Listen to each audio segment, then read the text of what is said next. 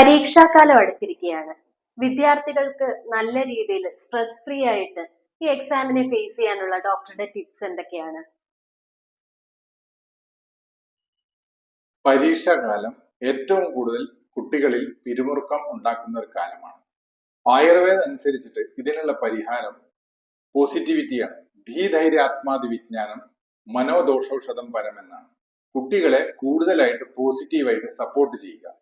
രണ്ടാമതായി, കുട്ടികളിലെ വളർച്ചാ ഘട്ടത്തിൽ മാനസികമായ വളർച്ചയും ശാരീരികമായ വളർച്ചയും രണ്ടും നടക്കുന്ന ഒരു സമയമാണ് കുട്ടികളിൽ.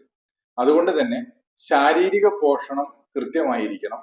അതേസമയത്ത് മാനസികമായ ഇല്ലെങ്കിൽ നമ്മുടെ തലച്ചോറ് സംബന്ധമായ പോഷക തത്വങ്ങളും കൃത്യമായിരിക്കണം. ഇത് രണ്ടും അവരുടെ പെർഫോമൻസിനെ ബാധിക്കുന്നതാണ്. ഇതനുസരിച്ച് ആയുർവേദ രസായനങ്ങൾ, ഫലസിദ്ധിയുള്ള ആയുർവേദ രസായനങ്ങൾ ഒരു വിഷഗ്വരന്റെ അഡ്വൈസ് അനുസരിച്ച് സേവിക്കുക. അതോടൊപ്പം തന്നെ ആയുർവേദ ശിഷ്യോപനയനത്തിൽ പറയുന്നത് പോലെ ഒരു പഠിക്കാനുള്ള ഒരു ദിനചര്യ ക്രമപ്പെടുത്തുക.